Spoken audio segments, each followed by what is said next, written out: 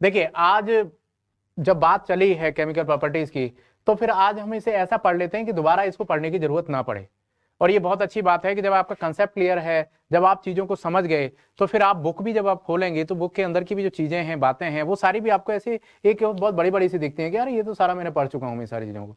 तो आज हम इसी को शुरू करते हैं। हमने दोनों को एक साथ कंपेयर किया हुआ है, मेटल को भी और नॉन मेटल को, दोनों को कंपेयर करके चल रहे हैं कि मेटल कैसे रिएक्ट करती हैं और नॉन मेटल कैसे केमिकल प्रॉपर्टीज को शो करती हैं। मैंने फिर बताया आपको कि फिजिकल प्रॉपर्टी के बाद 8th में, RIMC में, स्कॉलरशिप के लिए, सैनिक स्कूल के लिए, 9th के, जहां भी आपको जिस चीज के लिए पढ़ना है उसके लिए आप केमिकल प्रॉपर्टीज को जरूर पढ़ के जाएं, क्योंकि केमिकल प्रॉपर्टीज बच्चे छोड़ देते हैं। आज के बाद इसको नहीं छोड़ेंगे, क्योंकि मैं इसे आज आपको क्लियर कर दूंगा। ठीक है बेटा? तो रहिए मेरे गौतम सर के, है ना, मैं हूं और मेरे साथ रहिए आप, जिससे कि आपको ये चीज जब भी आप मेरा ये वीडियो देखें तो उसमें चीजों को जैसे मैं बता रहा हूं उसी तरीके से इसे सीखें। सबसे पहले केमिकल प्रॉपर्टीज में मैंने पहला टॉपिक जो इसके अंदर डाला है बेटा, वो रिएक्शन विद मेटल डाला हुआ है, रिएक्शन विद ऑक्सीजन डाला हुआ है।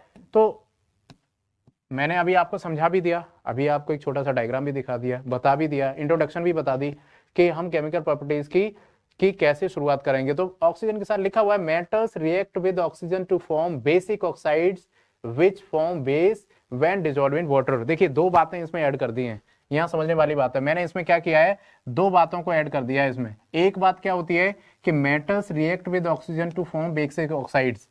मेटल जब भी रिएक्ट करते हैं ऑक्सीजन के साथ तो वो अपने क्या बनाते हैं, ऑक्साइड्स बनाते हैं। ऑक्साइड्स, ऑक्साइड का मतलब ऑक्सीजन के साथ रिएक्शन। आयरन की मेटल अगर मान लीजिए ऑक्सीजन के साथ रिएक्ट करेगी तो वो आयरन ऑक्साइड बनाएगी, कॉपर की है तो कॉपर ऑक्साइड बनाएगी। कौन सी बड़ी बात है? अरे यस या नो? बिल्कुल ठीक है, आपका आंसर यस ही होगा, क्योंकि कोई बड़ी बात नहीं है। समझिए इसको केमिस्ट्री के पॉइंट्स ऑफ व्यू से समझिए।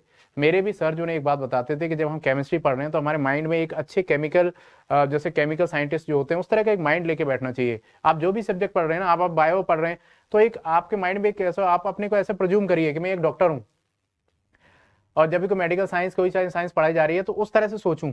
इसी तरीके से आप सोचिए कि metal when react with the oxygen to form the basic oxide. सीधे उन्होंने बोल दिया कि ऑक्साइड की नेचर भी बता दी, उसकी नेचर क्या है, बेसिक होती है, बेसिक। आज मैं इसका भी एक फार्मूला आपको बताऊंगा कि कैसे जो ना हम बेसिक और एसिडिक बताते हैं, पता लगाते हैं कि इसमें ये चीज बेसिक हुई और ये एसिडिक हो गई। मैं आज आपको ये बता देता हूं। देखिए लिटमस टेस्ट करने का एक तरीका है, लिटमस मैंने बड़ा बड़ा सा लिखा है आपको। जब लिटमस टेस्ट किया जाता है तो ये 7th क्लास की चीज है, इसका एक फार्मूला है B equals to B। Okay,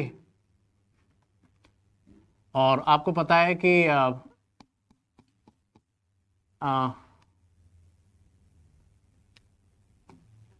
अगर मान लीजिए कोई भी चीज एसिडिक होगी, कोई भी चीज एसिडिक होगी और दूसरी बेसिक होगी। देखिए ऑक्साइड दो तरीके की हो सकती हैं, एसिडिक भी हो सकती हैं, बेसिक भी हो सकती हैं। ये चीज चेक करने के लिए हमें लिटमस पेपर से उनके कलर को चेंज बताना करना पड़ता है कि उनका कलर क्या चेंज हो रहा है। तो हम सीधे कलर पे ही चलते हैं। अगर मान लीजिए वो R to B है और यहाँ B to B है, तो ये क्या मतलब है कि जब आप किसी भी मेटल की ऑक्साइड का ये नेचर चेक करना चाहते हैं तो उस नेचर के चेक करने के लिए लिटमस टेस्ट किया जाएगा। लिटमस टेस्ट में उसका कलर जो ना रेड आता है, रेड टू ब्लू कन्वर्ट होता है, तो वो चीज क्या होगी आपको पता होना चाहिए। और ब्लू से ब्लू हो जाती है वो तो देखिए न्यूट्रल हो गया, ये तो न्यूट्रल हो गया। न्यूट्रल भी हो सकता है, ऐसा नहीं है कि न्यूट्रल ना हो, बहुत सारी ऑक्साइड्स न्यूट्रल भी होती हैं। यहाँ रेड टू ब्लू हो रहा है तो आपको ये समझ में आ गया कि blue B equal to B होता है। जब भी कभी कलर जो ना रेड से ब्लू में कन्वर्ट होता है तो B इक्वल टू B, मतलब जहां कलर ब्लू आएगा लास्ट में लिटमस पेपर का, रेड से ब्लू आ गया, वहीं पर वो चीज बेस होगी, बेस। तो blue B equal to B का मतलब ये है कि अगर कलर ब्लू आ जाता है तो वो बेसिक ऑक्साइड्स होंगी। मेटल की जो ऑक्साइड जो ऑक्सीजन के साथ रिएक्ट कर रही हैं वो सारी बेसिक होती हैं। इसका मतलब वो अपना कलर लिटमस टेस्ट के साथ ब्लू कलर जो ना शो करेगी लास्ट में। Get it? Which form the basis when dissolved in water. इसके अलावा वो अपने बेसिस बनाती हैं जब वो पानी के साथ रिएक्ट कर दी जाती हैं। मान लीजिए वो जो ऑक्साइड है वो पानी के साथ और रिएक्ट हो जाती है तो अपने वो जो आगे के भी ऑक्साइड्स हैं उनको भी वो जो ना बेसिक ही बनाएंगे। अगला देखिए, अगर मैं इसी की कॉन्ट्रेरी इसमें एग्जांपल लेता हूं कि नॉन मेटल क्या करती होंगी। अगर मान लीजिए वो ऑक्सीजन से रिएक्ट करती हैं तो non metal react with oxygen to form acidic oxide. जो बेसिक बन रही थी वो यहाँ पर एसिडिक ऑक्साइड बनेगी which form acid when dissolved in water. यहाँ पर वो लेकिन क्या बना देती हैं, एसिड बना देती हैं अगर उनको पानी के साथ दोबारा आगे रिएक्ट किया जाए, दोनों पानी के साथ उनको डिजोल्व किया जाए। बहुत सिंपल सी बात है कि जब हम इन दोनों चीजों को पढ़ें तो हम ये भी सोचें कि उनका रिएक्शन अगर ऑक्सीजन के साथ हो गया तो बाद में वाटर के साथ रिएक्शन होगा तो वो क्या बनेगा। तो ऑक्सीजन के साथ उनके जो बेसिस हैं वो पानी में घुल जाते हैं, व्हेन डिजॉल्व इन वाटर वो बेस बनाएंगे, और दूसरी बात एसिडिक के साथ वो एसिड बनाएंगे जब उनको पानी के साथ रिएक्ट किया जाता है। बहुत अभी छोटे छोटे एग्जांपल्स हैं, उनसे हम बताते हुए चलेंगे, आपको तो सब समझ में आ जाएगा। दूसरा देखिए, अगर मान लीजिए रिएक्शन विद वाटर किया जाए तो मैं इसको लेकर एक स्लाइड है मेरे पास, वो मैं आपको दिखाता हूँ।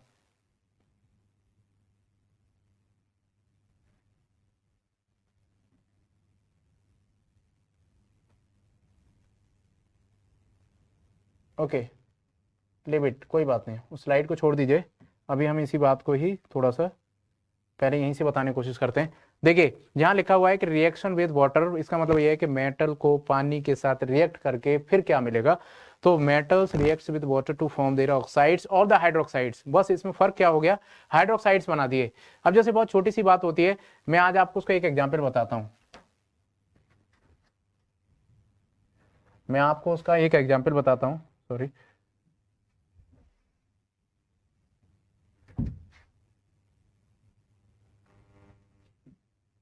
देखिए जैसे रस्ट, कोई बात नहीं, रस्ट कह सकते हैं या फिर हाँ रस्ट ले लीजिए, rusting of iron, rusting of iron, Fe2O3 into 10H2O into 10H2O, ये आयरन की हाइड्रोक्साइड है।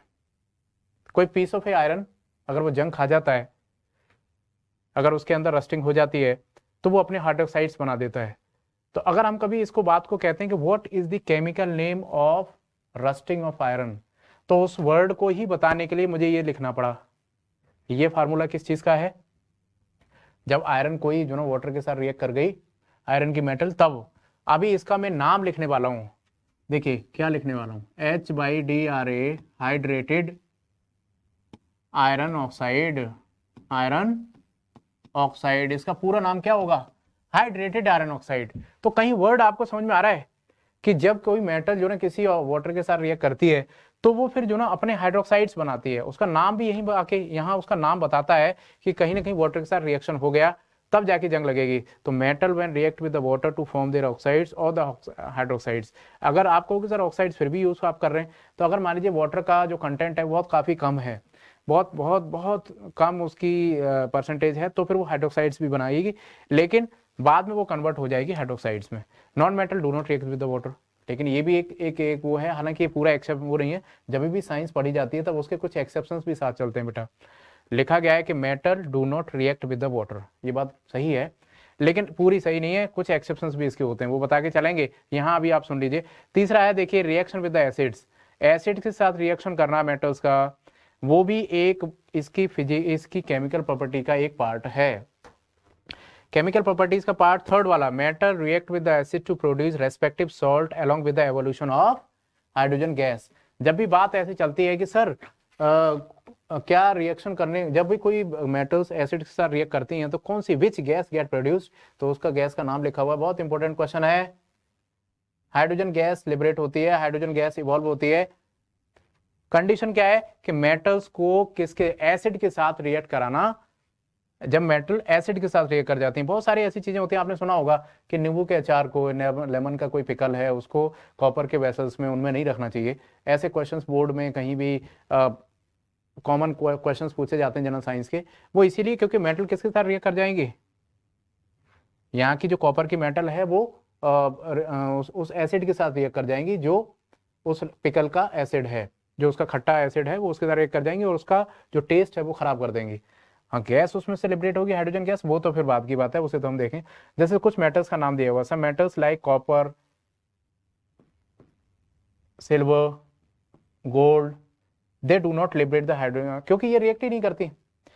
अरे ये मेटल्स जो ना बेसिकली ये एसिड के साथ इतनी जल्दी रिएक्ट नहीं करती, इसीलिए ये क्या करेंगे, दे do not liberate the hydrogen gas. ये बहुत लो रिएक्टिव मेटल्स हैं और इसीलिए इन मेटल्स के साथ लिखा हुआ है कि they do not liberated any hydrogen gas. उधर नॉन मेटल की बात करें तो non metal do not react with acids except sulphur which react with the hot and concentrated solution. सिर्फ एक को छोड़ के।